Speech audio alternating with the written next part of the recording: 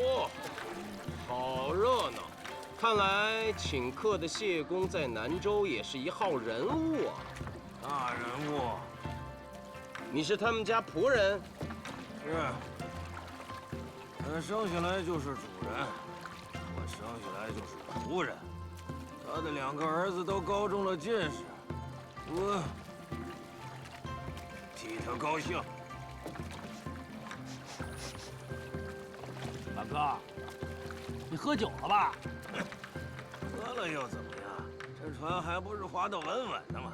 送完你们，我还要划这条船，去接2位公子呢。贵客到，请。熊司使，罗长史，父兄，谢公虽非南州4子，却是这里最有威望的乡贤。2位公子双双考中了进士，也是南州100年不遇的大喜事啊！恭喜恭喜！同喜同喜。谢公啊，苏兄在京城手眼通天，哎，他的这位义妹呀，更是吏部裴侍郎的千金。哎呀，苏司马，裴小姐，日后还请多多关照犬子。他们一个叫谢明，一个叫谢慧。苏司马，请。苏兄。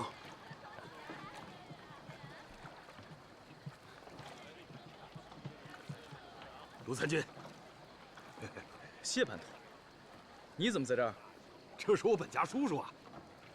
哦，你也姓谢，请，请。2位公子来了。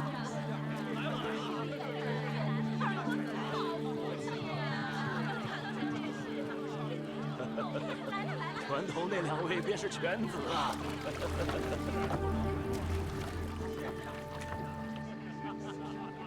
这2位公子好像有些……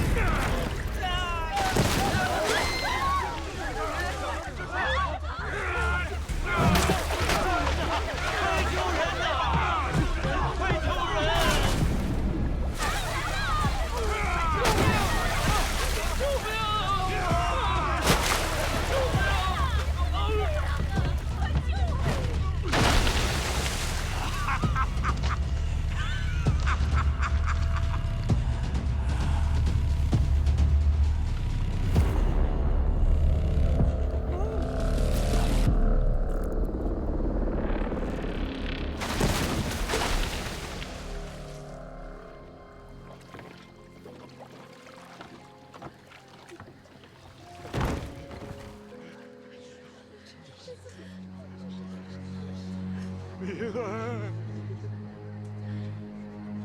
慧儿，这可让为父怎么活呀？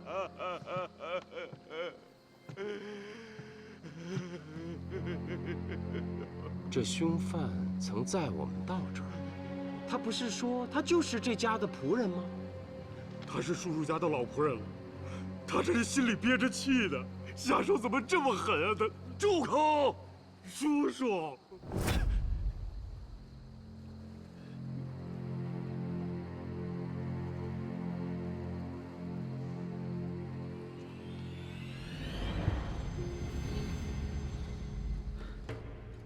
老谢，知道为什么叫你来吗？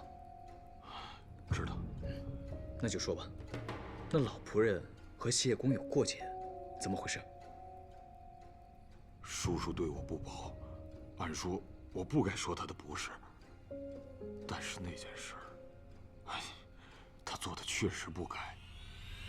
那老仆人的儿子和谢明、谢慧年纪相仿，所以啊，从小就侍奉着他们读书。当日，我那2个弟弟过生日，非闹着去游湖，叔叔呢便答应了。本来晴空万里，谁料啊，天气骤变。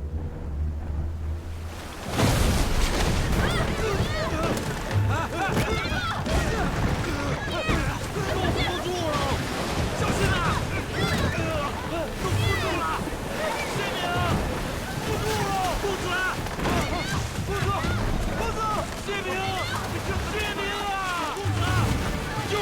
你们都是救人的！快救人呐！儿子，谢明，小师的儿子，快点游过来！快游啊，儿子！快呀，儿子！快！公子，没事吧，公子？儿子，快游！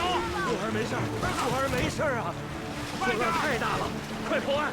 快投岸呐！你快游过来呀！主人，我儿子还没上来呢，不能靠岸了！先把船靠岸！这么大的风浪，再不靠岸，船就要翻了！当时湖面的风很大，若不尽快离开，整个船确实可能会翻了。不过，叔叔当时做的决定，也多少有些自私。那老仆的儿子淹死了。是啊，那老仆人也呛了水，算他命大，被浪拍上了岸。他儿子的尸体3天以后才找到。这老仆是个人物啊，在自己的儿子死后，并没有马上报复，而是隐忍了10几年，等谢家公子双双中了进士，再突然复仇。这招太狠了。谢班头，我想问你一件事：谢明、谢慧，可在石桥图上？什么？石桥图？看来他不知道这件事儿。细君，你有什么发现？石桥图应该是张轩在15年前画的，画中2位对弈的童子，应该就是谢家的2位公子。还有，画上的仆人虽是背身，但从形态上看，怕就是那行凶的老仆。画中2个对弈的童子是谢明和谢慧。裴小姐，你有何根据？这种事情可不能凭空猜测。不是猜测，只是因为当年张轩画得太精妙，抓住了人物眉宇间的特质，所以人虽长大了，神韵依旧可循。今日在岛上一见谢家2进士，我便觉得似曾相识。后来近距离看到尸体，便确定了。若喜君所判无误，那么已死和将死之人，就不仅是南州4子，而是出现在石桥图上的所有人。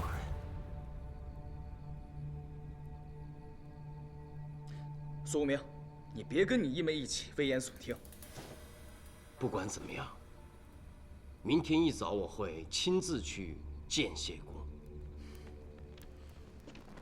裴小姐，我知道你擅长丹青，但是我不相信你的眼睛能有这么厉害。若你是错的，以后研判案情的时候，请你不必多嘴。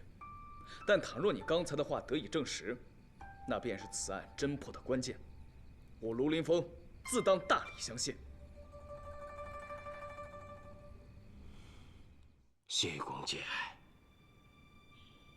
老人家，您2子新丧，苏某本不该叨扰，但督察司法是司马的分内之责，有些事我不得不问您。老夫已悲痛到谷底，也没什么不能承受的了。有话但问无妨。石桥图中的2位童子，是不是就是您家的2位公子？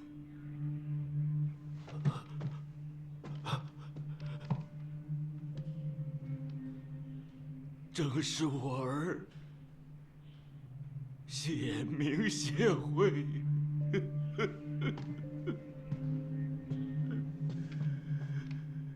愿闻其详。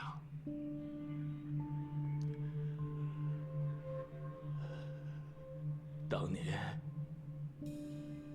张轩游南州时，还很落魄，就住在我家。带他找到南州4子的，也是我那2个儿子。那画上背身的，可是那日在湖中行凶的老仆。正是，他的儿子是为了救我的儿子淹死的，我很是自责呀。我给了他很多钱，以为他放下了此事，没想到过去了这么多年，凭空起浪。我的儿啊！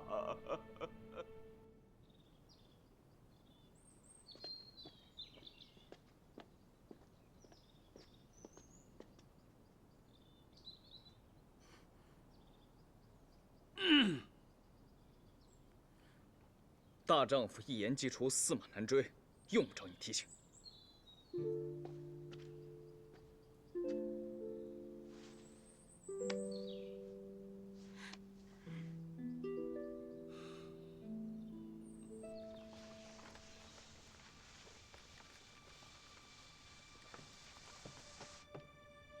我又把石桥图借出来了，我们再好好看看。哎呀，这幅画太邪性了！本来在南州的日子挺好过的，这怎么突然一下子？这命案比长安红茶的案子还瘆得慌。我昨天喝多了，现在有点老眼昏花的，我就不看了。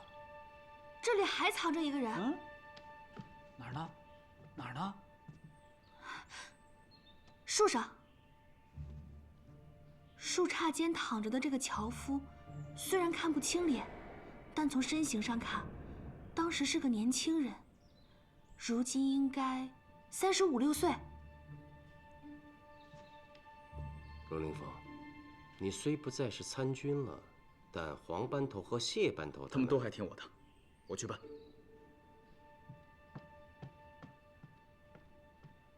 到底是谁想杀死这画上的所有人呢？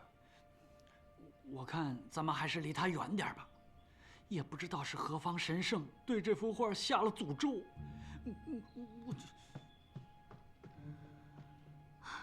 义兄，我们好像漏掉了什么。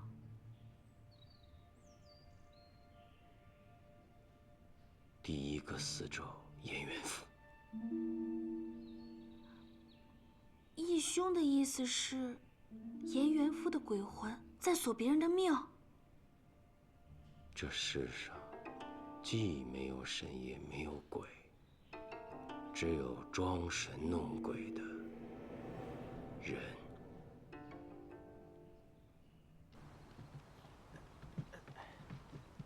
到了，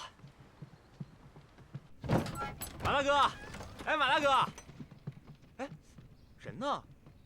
哦，准是上山砍柴去了。你确定死物的主人便是石桥图上的樵夫？错不了，就因为啊，他上了那幅画，一直跟我们吹啊，还说啊，可惜没把脸露在外面呢。太好了，这回能交差了。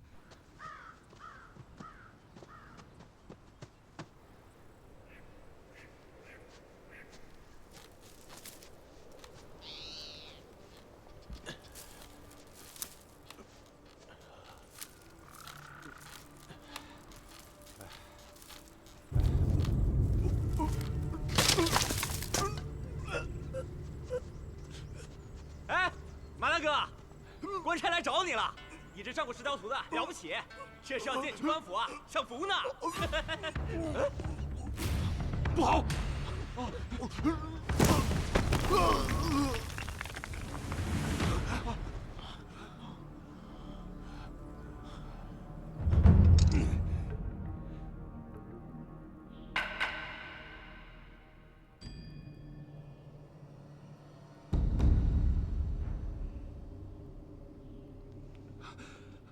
对不起，苏司马，我们去晚了。那悬崖太深了，要想找到尸体，快则3、5日，慢则半个月。而且那山里又多野兽，我怕。罗凌风，随我去一趟刺史府。我知道你怀疑颜元福的死，但他已下葬多日，所以必须得得到熊刺史的首肯。什么？要开颜元夫的棺？正是。你们抓不到真凶，就说这颜元夫也是被杀的？出现在石桥图上的人陆续死于非命，所以，我怀疑颜元夫的死因。苏司马，颜元福已经入土为安多日，要是掘坟，我这个周刺史没法向他的家人交代呀。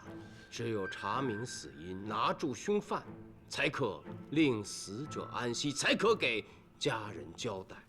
这命案现在进入了死巷子，你们在其他地方找不到线索，就要硬着头皮去颜元福那儿找，是吗？长史这么理解也可以。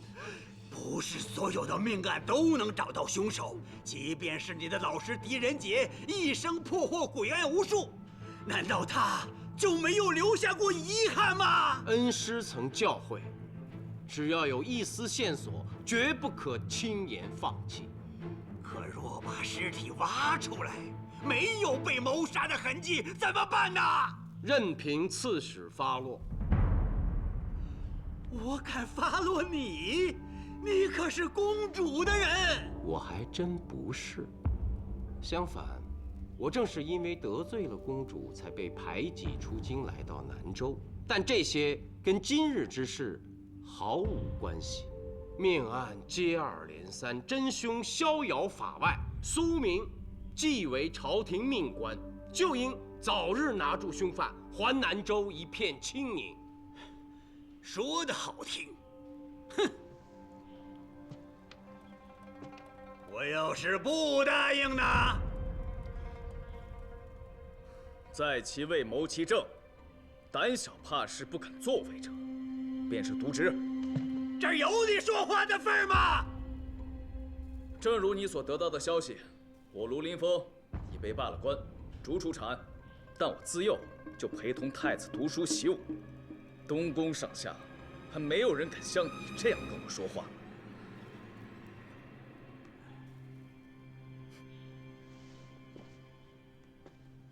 南州离奇命案，我已经派我的徒弟薛环快马回京，禀告太子殿下。熊刺史，你看着办吧。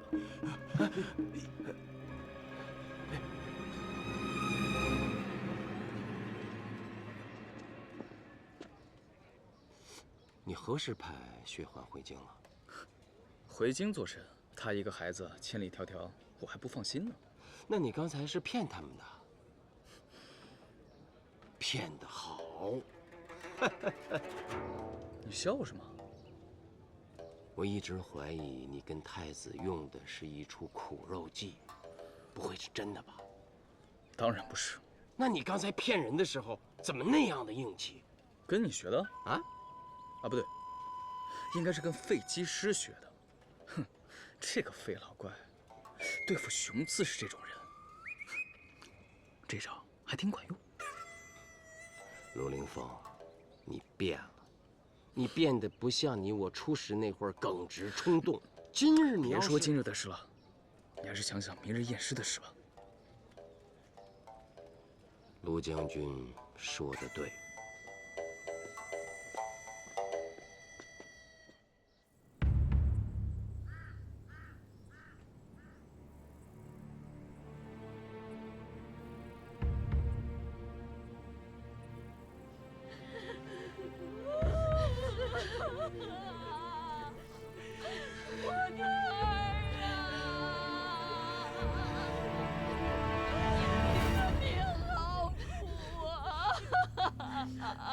我的儿啊！此时，你真的要下令开棺？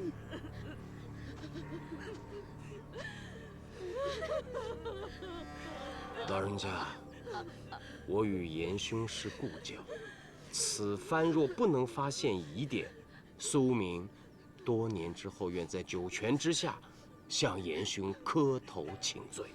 你说这些有什么用？是啊，如今天寒，叫我儿曝尸荒野，我这做娘的还活着干什么呀？我不活了！苏司马，时辰已到。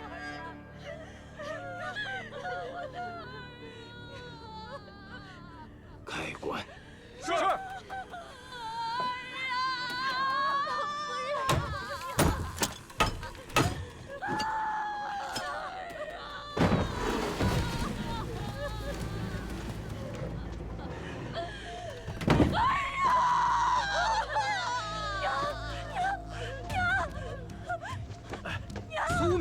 你会遭报应的。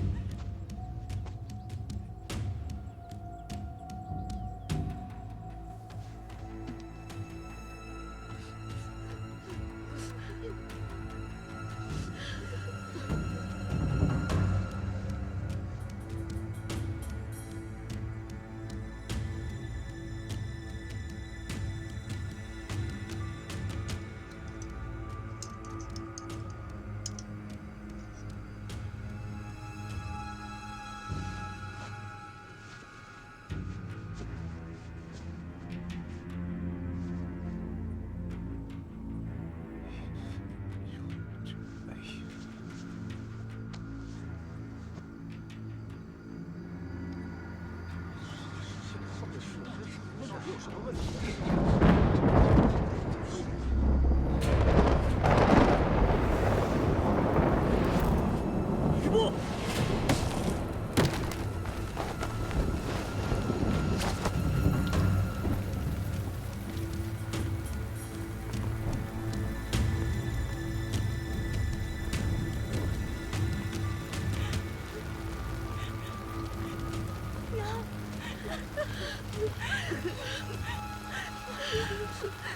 小玉，老天爷都看不下去了。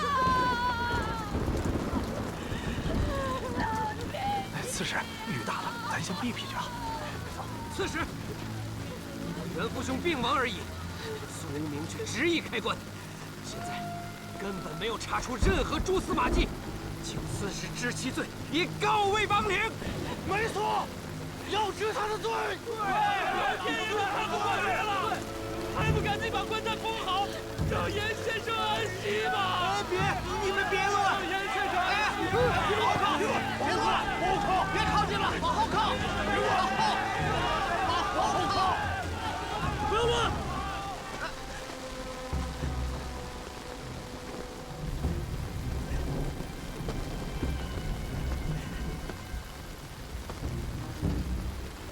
吾乃范阳卢氏卢凌风，前任金吾卫中郎将是也。现有官府告示于此，苏司马是奉命验尸。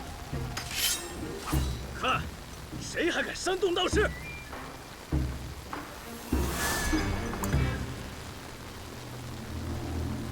严老夫人，诸位南州百姓，苏司马乃狄仁杰狄公弟子，数月前力扩长安红茶鬼案，名震朝野，就连太子殿下、公主殿下，乃至当今圣人，都对他赞赏有加。如今小小南州，命案接二连三，并且都与南州四子和石桥图有关。今日之开棺，实属情理之中，也是探破凶案的必要之举。只有罪魁祸首，才会恶意阻止。望尔等深思熟虑，好自为之。对呀，这番话说的极是，句句都是本刺史的意思。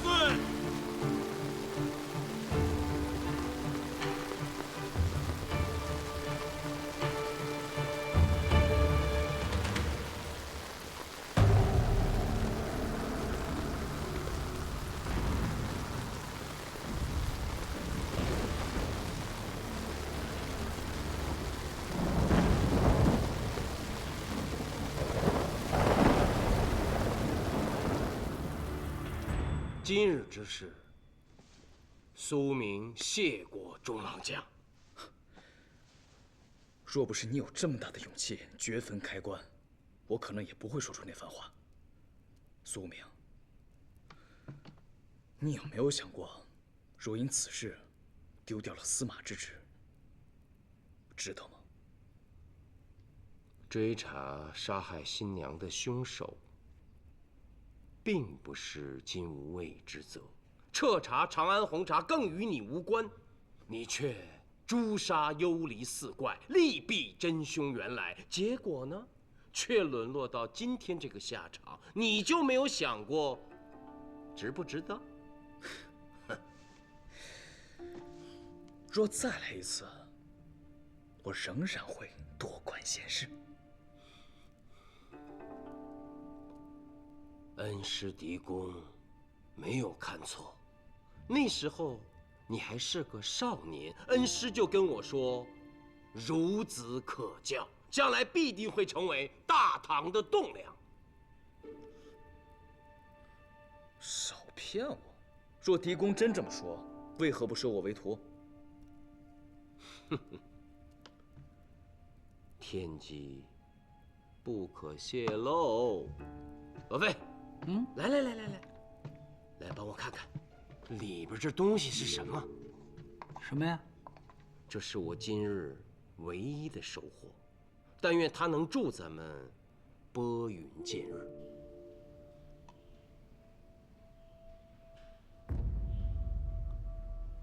这好像是某种虫子的蜕皮呀。没错，那是什么虫子呢？你看这蜕皮，上面有极细的花纹，状如虎纹。我以前从未见过。南州博物志我看了好几遍，上面也没有记载啊。哎呀，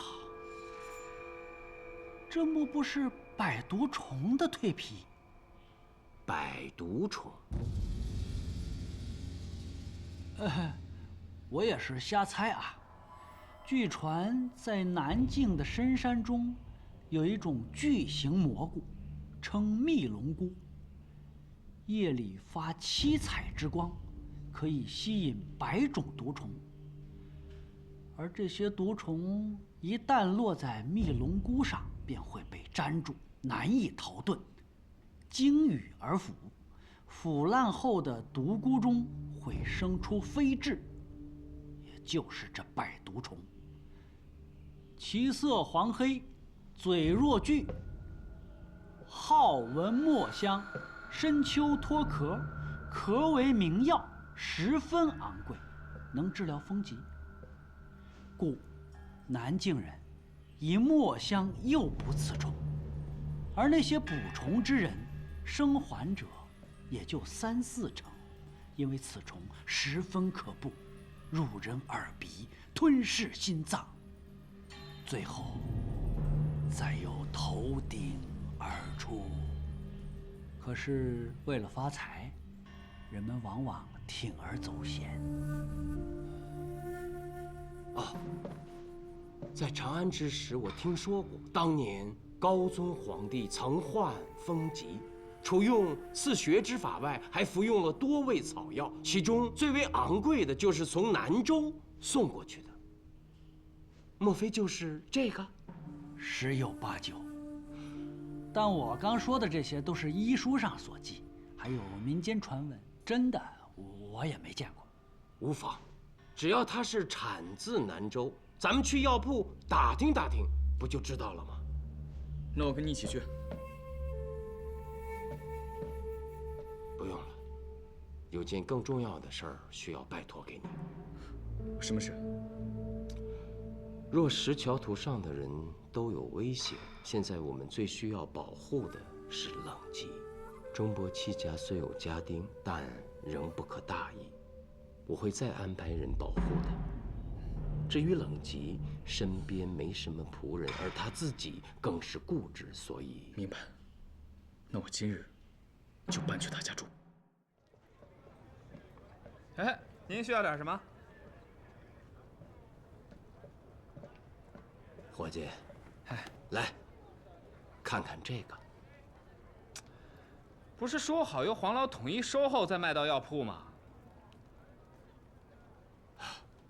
我就是想问问，这个东西它……活的墨疯子1只5000钱，整个脱壳2000钱，您这一块顶多也就值300钱。那也不少了，能买好多只鸡呢。能不能再加点？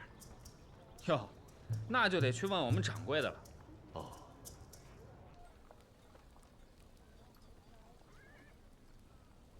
你们不是石桥山的采药人吧？这东西哪儿来的？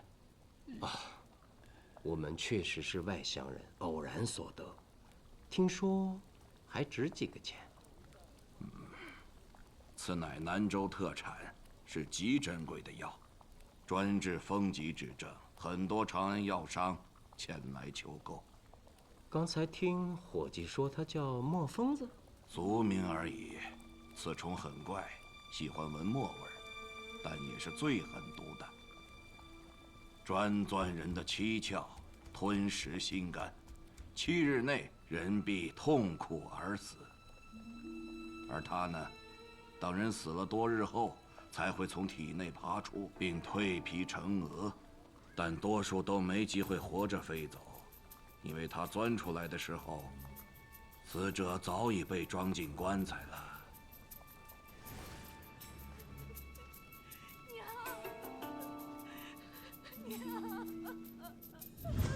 那这个墨疯子活物是什么样子呀？我们药铺有，可否看看？你们到底是什么人呢？这么贵重的药材，为什么要给你们看？你听清楚了，南州司马苏无名督察大案。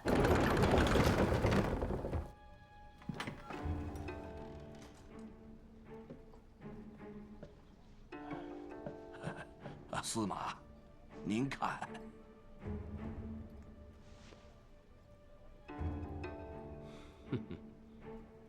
你们药铺确实有钱啊，连这装活物的瓶子都是琉璃制的。要知道，即便是在长安，这琉璃瓶也不是多得的。您是有所不知啊，琉璃华彩最能克刺虫，它入内后便处于眩晕状，不然，一旦被它钻了七窍，我们不就没命了吗？有意思。哎，这些都是采药人卖给你们的？在南州，专门有人捉着墨疯子，因为卖上一只挣的钱，就够花好几年的。刚才伙计说的那个黄老，是不是替你们收货的？是啊，都是由他收，装在这瓶子里之后，我们再收过来，这也是为了保命啊。在南州有几家药铺经营此物啊？就我们一家，本钱少的他收不起呀。收墨疯子这些年赚了多少，我可都说了，这不犯法吧？我想问的是另外一个问题：除药铺外，南州城里的人有没有私下里给你买过此虫的？没有。哦，城里的百姓没有，只有一个游方和尚买过。和尚，多大年纪？穿什么样的僧袍？哪里口音？哪里的口音我真没听出来，好像也没穿袈裟。没穿袈裟，你怎么知道他是和尚？那天我正在……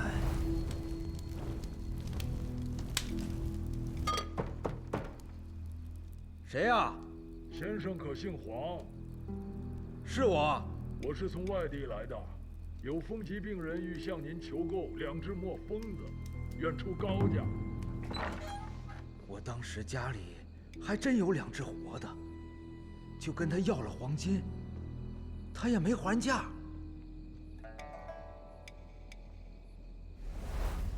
那人是背过身去以后才摘下斗笠的？是啊，走了10几步。那日可曾下雨？没有。可有要下雨的迹象？好像也没有。那他戴着斗笠，是故意要遮挡面容喽？这我也没多想。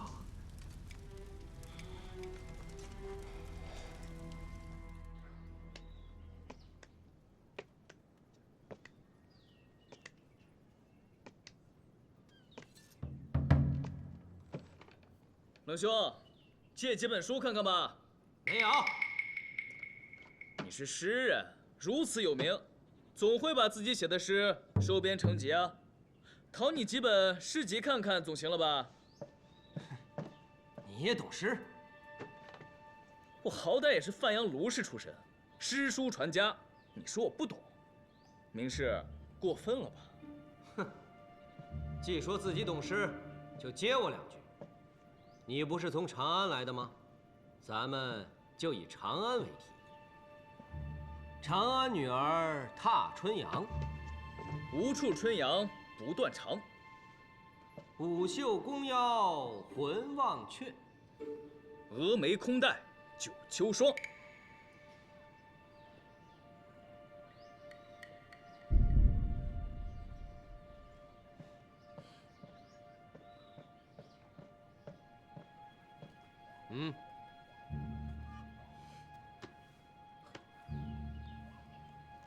喝了说话，屋里有茶。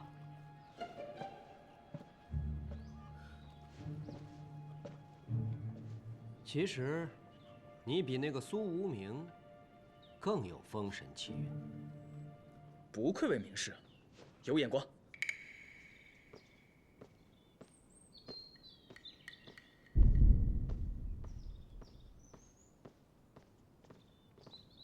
义兄，可是案情有了进展？谁说的？你脸上都露出来了。唉，人都说，名士都能做到喜怒不形于色，即所谓魏晋风度中的雅量。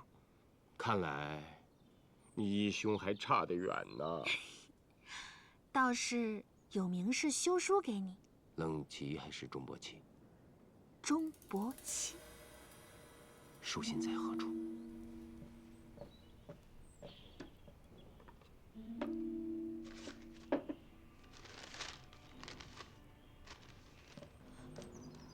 说的什么？明日是初九，15年前的这个初九是南州四子第一次同游石桥山的日子，也正是那日偶遇张轩，后来才有了石桥图。钟伯期希望明日能与冷吉重游石桥山。那可不行，现在他们两个最危险了，万一路上出事怎么办？他提出可以派人保护，他要故地重游，还要在山间品茗饮茶。不光修书给了我，还请了熊刺史和罗长史。我好像没有理由拒绝他。再说，义妹不是一直想去石桥仙境吗？同去如何？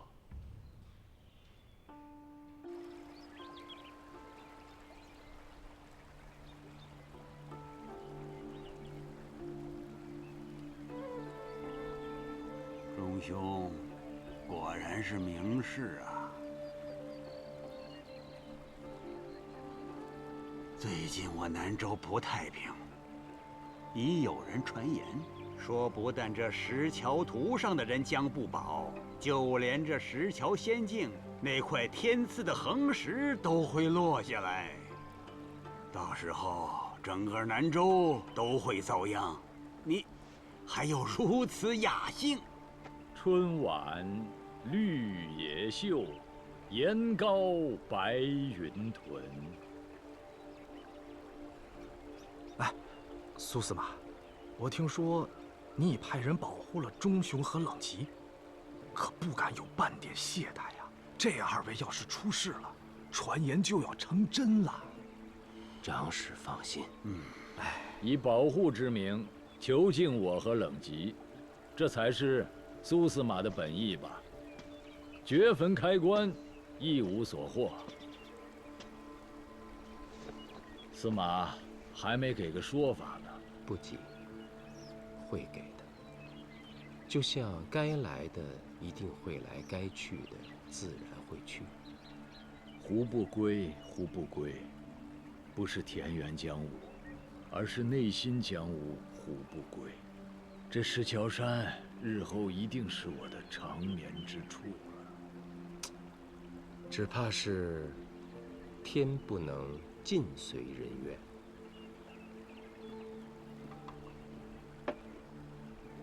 我年少时便采茶于石桥山，此山的一石一木皆与我有缘。我对此山之情，苍天可见。上天必会眷顾我的。苍天不负有心人，但也常有处心积虑者，最后竹篮打水。苏兄，钟兄请我们过来喝茶，那也是为了追念南州四子深厚的情谊。你怎么总说些不中听的话呀？刺史教训的对，苏某从小就不怎么会说话。熊刺史，罗长史，稍后，我这就为诸位监察。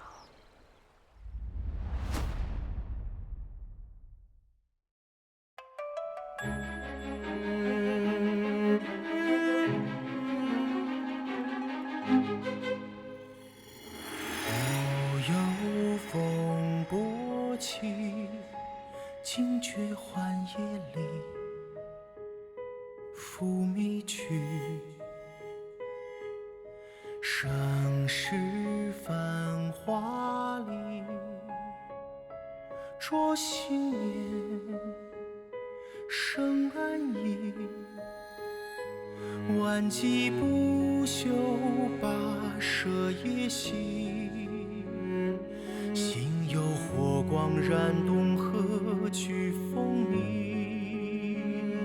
是正义。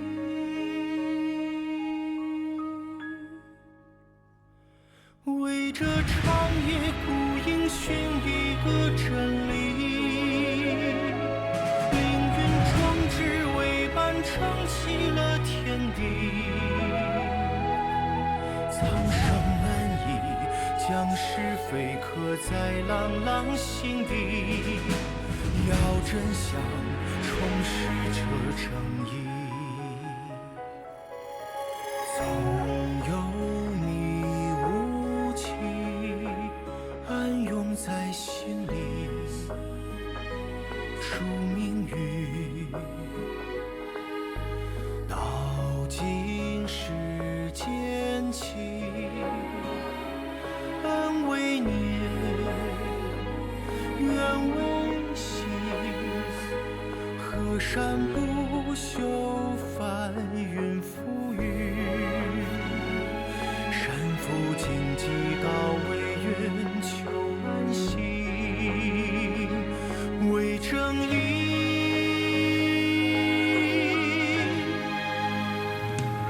为这长夜孤影寻一个真理，凌云壮志为伴撑起了天地。苍生安逸，将是非刻在朗朗心底，要真相重拾这正义。总有千帆险境，一不枉此行，只惧尘血落尽，空有缘为命。生死何意，将情浪化尽这好风景，冉冉正气，诗心有素。